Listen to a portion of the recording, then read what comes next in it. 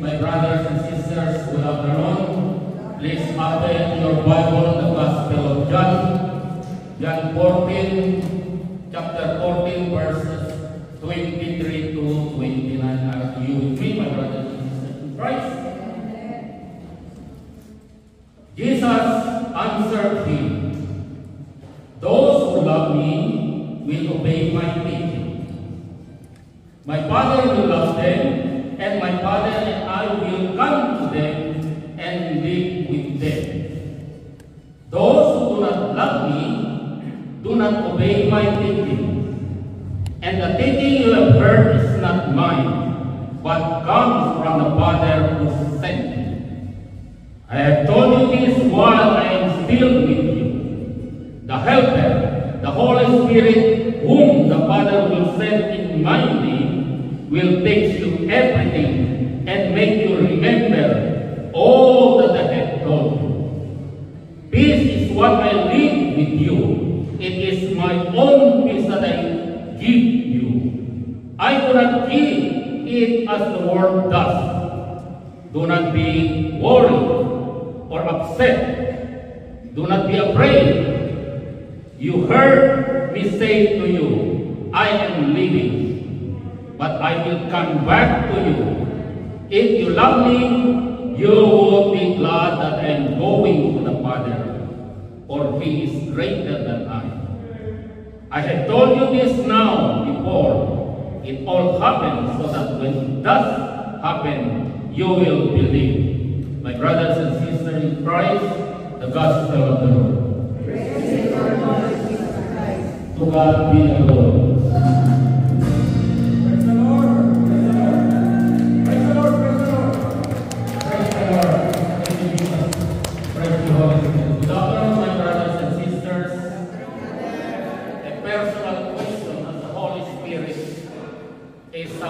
Questioning you. Do you believe in Jesus? Amen.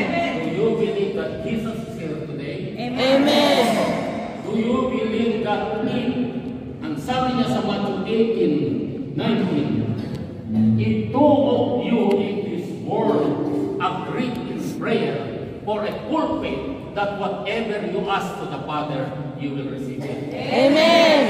Because you agreed in prayer with me, all of you, your answer, your prayer.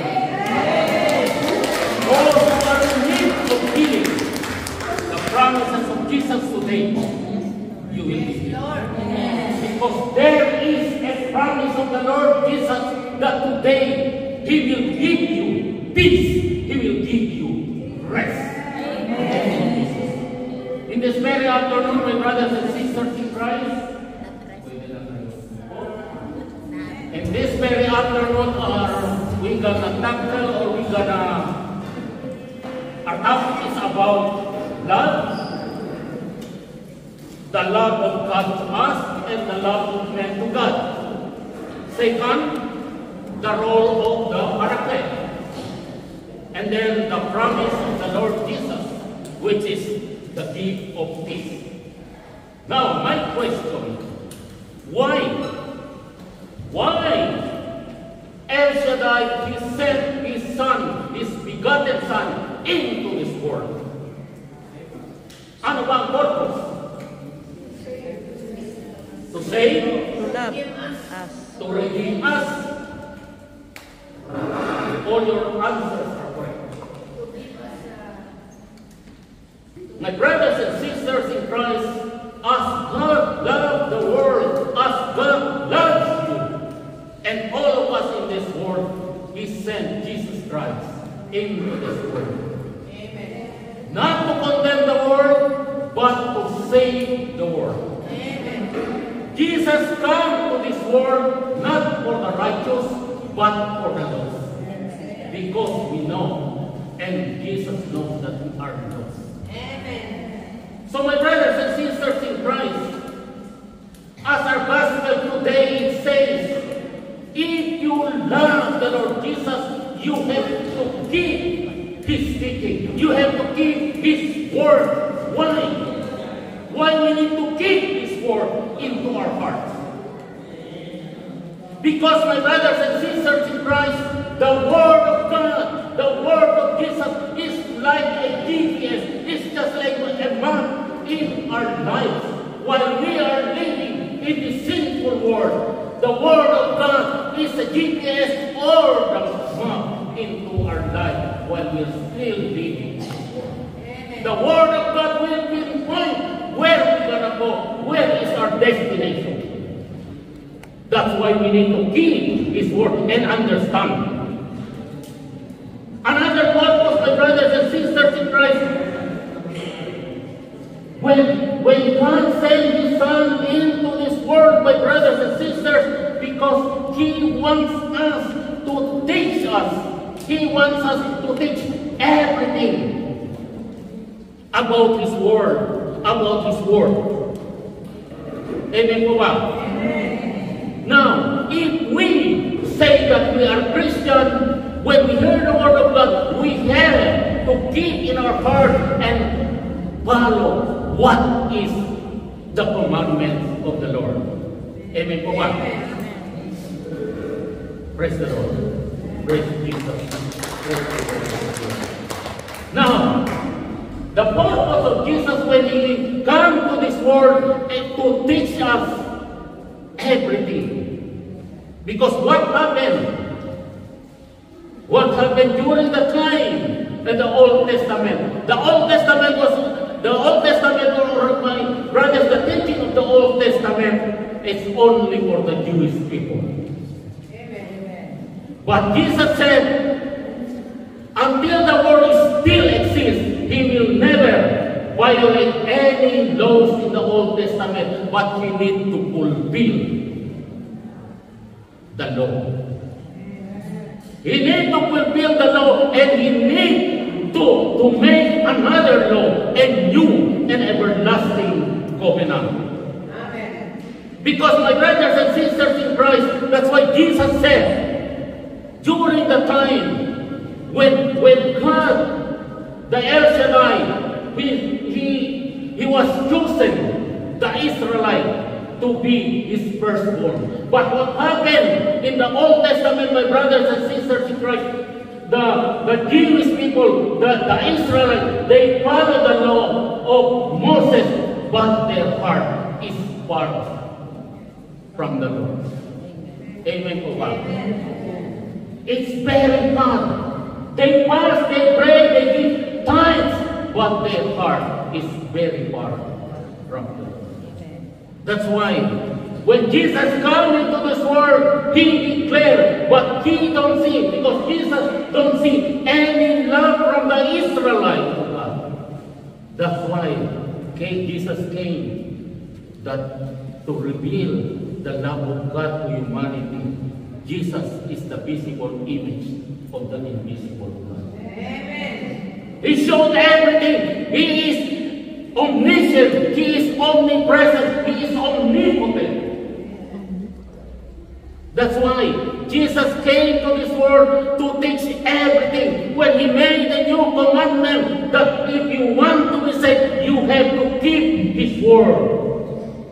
You have to keep not in your mind, but keep it in your heart. But my brothers and sisters, we cannot do this everything. We cannot do this alone. That's why the Paraclete is sending. The Paraclete is sending in the name of Jesus, which is in Hebrew, the Parakletos, which is the Holy Spirit. What is the role of the Holy Spirit, my brothers and sisters in Christ? The role of the Holy Spirit is to teach us about the teaching of Jesus. The role of the Holy Spirit is to remind, to be on the side of us when we are living in this world, in order for us to have a good, right pathway of life. Because we know without the Holy Spirit, we don't have the guide. Amen po ba? We don't have the guide. And paano natin? How can we reach our destination? The Holy Spirit, the Paraclete, is always present because Jesus, after His death, He came already. He go away to His Father. Now, He said, I will leave you the Holy Spirit to be your advocate, to be your friend, to be your comforter, to be your counselor. That's why. Imagine, like for example, my brothers and sisters, after the resurrection of Christ, when the disciples were hiding in the upper room with closed doors, what happened to disciples when the authorities, the Jews authorities, searching for the followers of Jesus, they were hiding. Amen po ba? They were hiding. If we can picture the situation, especially Peter. Siguro si Peter nandun sa gilid, nandun sa corner, nanginginig sa tao. But when Jesus appeared to them and said to them, "Peace be with you," the moment when when they see Jesus, they were in shock. But when Jesus said, "Peace be with you, as the Father sent me, so I sent you," and He breathed on them, receive the Holy Spirit. When they received the Holy Spirit, what happened? Their mind was open, their heart was open. This is what the teacher said, "Destroy the temple and I will build that in 3 days." Now the Holy Spirit opened their mind and their heart. Now what happened? They rejoiced.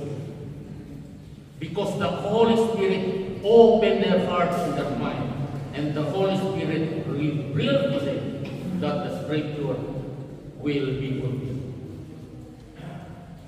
Praise the Lord. Another purpose for Jesus to come into this world and something is to save what was lost. He came to this world to teach, to preach, and most of all, to heal. Amen po ba? Amen. Ang sabi ko, the Parakletos or the Paraclet, in Greek word, Parakletos, in Spanish, Paraclet, and the Holy Spirit.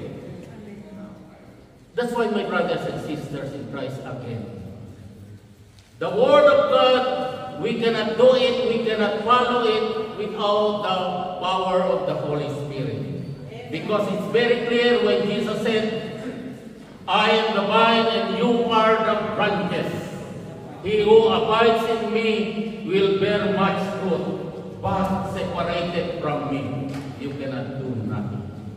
People of today, my brothers and sisters in Christ, we are experiencing troubles in our life, problems, persecutions, sicknesses and diseases. But my brothers and sisters, because we experience and God and Jesus wants us for you to have peace today. That's why you are blessed, you are so lucky that you are here today. Because the promises of Jesus that He will give an everlasting peace to you. Not only an everlasting peace, but a rest. If you are experiencing sicknesses, illness, diseases, if you experience problems, trials, if you experience financial problems, brothers and sisters, physical problems, the promise of the Lord Jesus is in Matthew 11:28 to 30. "Come to me, all who are weary and burdened, and I will give you rest. Take my yoke upon you and learn from me, for I am gentle and humble in heart, and you will find rest for your soul. For my yoke is easy, and my burden is light." Now, my brothers and sisters, we have to acknowledge Jesus as here today, because that is the promise, not only an everlasting peace, but a rest. I remember, my brothers and sisters, 33 years ago, when I heard this Matthew 11:28 to 30 to come, and I was in trouble, I was in trouble because I experienced an acute ulcer. And even I said to the Lord, take my life, Lord. Take my life. But the moment the invitation of Jesus is said, through preachers from Manila, he said, the Lord Jesus, come to me, and I will give you rest. What only you need to do, my brothers and sisters, today, is to offer your problems. Financial problem man, physical problem man, kung ano pang problema. If you have sicknesses and diseases right now, you need only to give to Jesus. Amen. You will only, later you will only talk the Lord, Lord Jesus, take my problem, take my illness, take my diseases. Because we trust Him. Because 33 years ago, when I trust the Lord, I was healed immediately. I experienced the gift of the Holy Spirit. I experienced the baptism in the Holy Spirit the moment I surrendered. And I was healed, my brothers and sisters.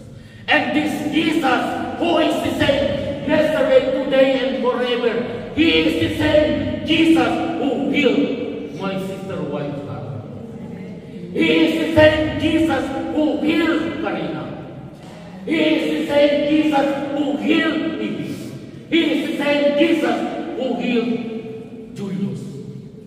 Amen. What you only need to do today is to trust the Lord. Give everything to the Lord. Your problems, your trials, persecution, your illness, just offer to the Lord. Because the Lord Jesus will carry that load and bring it into the home of God. That's why, my brothers and sisters, what we need only is to keep His word into our heart. Amen. And most of all, my brothers and sisters in Christ, we need to have faith in Jesus. Because that's the Lord. He said, I am the God that healeth thee, according to the book of Exodus. What you only need is to trust the Lord Jesus. What you only need to do, your problem is to offer to Jesus the same as I offer. Yes, Lord. Sabi niya, I will give you peace. If you are in trouble today, He will give you peace. That's a promise that the Lord cannot give the same as the peace of Jesus. The Lord can give you peace. The Lord can give you happiness, but it's only a temporary happiness. Sometimes before, my brothers and sisters, when I was in Davao, when I had problem because of my acute ulcer, what I did, I have to drink. When I get drunk, it's okay. I don't feel anything, pain in my tummy. But the following day, nandoon na naman ang sakit. Bumalik na. But when I trust the Lord Jesus, when I give everything to the Lord, as He promised today, I will give you an everlasting peace. I will give you rest also. Praise the Lord. Amen. Praise the Lord. Now, the only thing, my brothers and sisters, is we need to ask the Paraclete in order for us to understand the Word of God. Because all the teaching in order for us to be saved are all in. If we want to see the kingdom of God according to John 3:3, very truly I tell you, he cannot see the kingdom of God unless he is born again. And Jesus repeated from John 3:5, verily, very truly I tell you, he cannot enter the kingdom of God unless he is born again in water and spirit. Meaning, my brothers and sisters, kung ano man yung nagawa natin kasalanan today, kung ano man yung mga previous kasalanan natin, my brothers and sisters, it is a time to offer, to give that to the Lord. and surrender everything. What is the purpose in coming to this church today? What is the purpose, our purpose as a human being? We come to this church every Sunday. We want to be saved. Amen po ba? We want to be saved. We want also to ask blessing from the Lord. We ask for divine protection. But if we don't have the word, if we don't have the paraclete, who will guide us? Nothing. We cannot do anything. But as Jesus said, He promised, I will not leave you nor forsake you. If you have problem, if you're experiencing problem today, it is the time to offer that to the Lord. You know, my brothers and sisters in Christ, I was also an answered prayer when last anniversary of Montreal, sister approached me and gave me a paper. Brother Joe, can you pray to Brother Joel and to Sister Ida because they were in pain, they were in trouble. I said, sister, give it to me. I will make that as a personal prayer. Praise God. My prayer was answered by the Lord. Amen. Nakikita na natin sila dito. Amen. That's why, because I trust the Lord. I trust what He did to me. I trust what He did to Carol. I trust what He did to Karina. I trust what He did to Sister Mercy. I trust sino pa yung may naka-experience ng sakit. But God is there. He is willing and able to forgive our sins. He is willing and able to forgive your sins. And He is able to give you everlasting peace. He is willing and able to give you rest. And most of all, He wants you to be blessed. He wants you to experience miracles today. He wants you to experience blessing. Praise the Lord. Praise Jesus. That's why, my brothers and sisters, we have to trust the Lord. We keep that faith always active. Now, the question, in what way that we can have or earn a greater faith? That's the question. Do you remember when Jesus sent His disciples? After how many weeks, how many months, they came back and they said, Teacher, why we gonna drive out demons? Why we gonna drive out evil spirits? Jesus replied, because of you, little faith. And Paul explained that when there is little prayer, there is only little faith. But when there is much prayer founded on the true commitment to God, you will earn greater faith. Amen. And when you earn a greater faith, even as big as the mustard seed, you can say to the mulberry tree, be uprooted and throw yourself in the sea, and it will obey. Amen. When you have faith as big as the mustard seed, you can say to the mountain to move from here to there, and it will obey. Or if you have faith today as big as the mustard seed, whatever your sicknesses and diseases, just tell to your sickness, just tell to your cancer to get out from your body, and it will obey. Amen. That is, my brothers and sisters in Christ, that we need to keep the word of Jesus. We need to ask the Holy Spirit, and we need to pray. We need to pray, my brothers and sisters, in order for us to live full and abundant full and a happy life in this world. My brothers and sisters in Christ, ang sabi dito, those who do not keep His word, doesn't believe Him, doesn't keep His word. But for those who keep His word, will always be there. That word will abide us, and that word will lead us to salvation. Because my brothers and sisters in Christ, we are the one who create our way for our salvation. It's only the teachings are here. Everything. That's why it says Bible, the acronym, basic instruction before living. Amen. Now, my brothers and sisters, I want you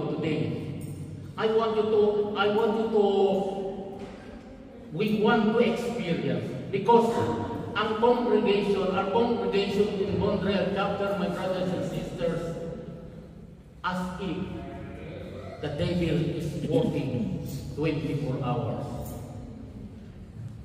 The devil is working 24 hours. The devil is no longer sleeping because he wants to find even at a tiny hole in the heart, because he wants to control the mind and the hearts of men.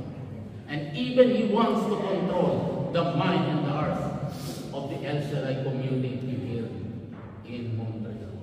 That's why we have to ask the Holy Spirit. We need to ask the Lord, Lord, help us. We cannot do it. We have to accept that we cannot do it by our own self. We have to ask, Lord, help us, Holy Spirit, dwell in our heart, in order that I will be able to understand your word, and I will be able to keep your word. Now, my brothers and sisters in Christ, are you ready to receive the everlasting peace? Amen. Okay, please stand, my brothers and sisters in Christ.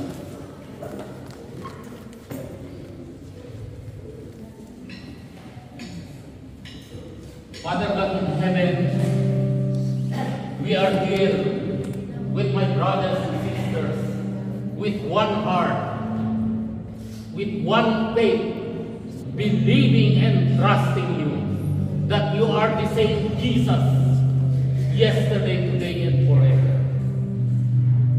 Lord, as you promised to us that you will give us eternal peace, and you will give us a rest for our sicknesses and diseases.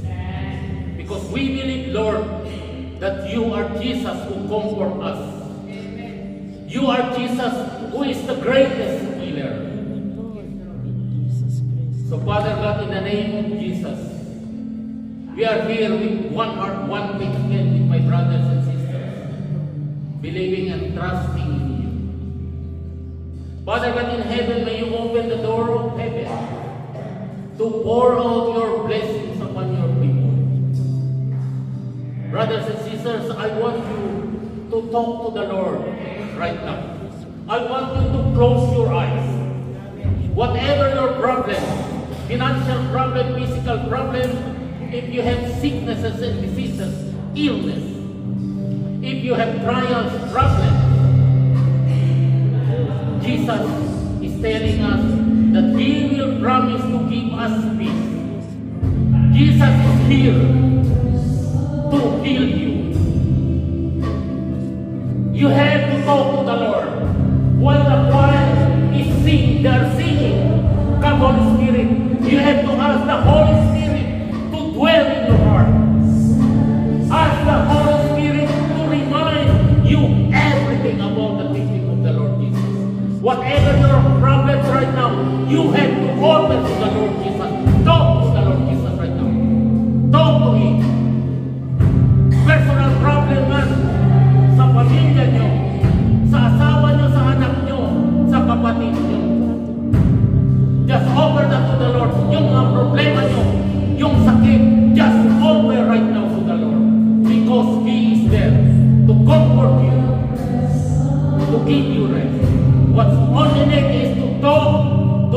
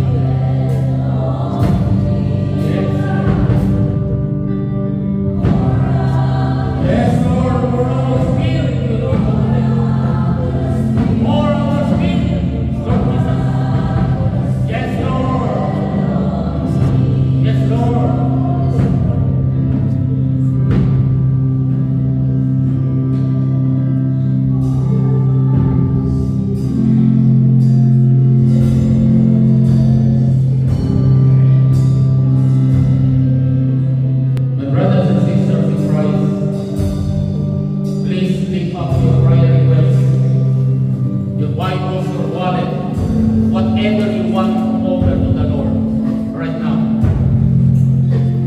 Offer it.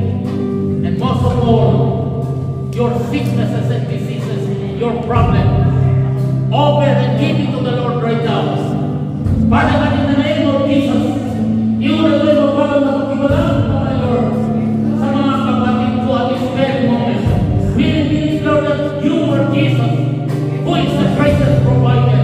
We believe that you are Jesus, who is the greatest healer. Father God, in the name of Jesus, send forth the Holy Spirit to dwell in our hearts. Father God, we believe to you. We believe. As he said in Matthew 18:19, that when two of you agree before agree in prayer for a true faith, that whatever we ask the Father in the name of Jesus, you will give to us. And we are here with my brothers and sisters with one heart, one faith, believing and trusting that you will provide our needs, that you will answer all our prayers. Because we believe today, Lord, that you will open the door of heaven to prayer, to pour out your blessings upon blessings, healing upon healing to your people. Father God Almighty, iunan mo yung mabala mo iwalang kamay, Lord, sa aming kapatid na si Sister Kay. Siya, Lord, ay kundi sa mga oras na ito. But ang kanya nasa sinapunan, Lord, isa ay hindi masyadong normal, ang isa normal. We believe to you, Lord, with my brothers and sisters right now, believing and trusting that you are Jesus. Lord, we offer to you, Lord, ang problema ni Sister P. We believe, Lord, kung paano mo siya alagayin. Alagayin mo sa Lord in the name of Jesus and use her according to your will and purpose. We believe, Lord, that there is nothing impossible. Kung sinabi pa ng doktor na ang isa ay normal, ang isa ay hindi normal, but we, the LCI, we believe and trust that there is nothing impossible.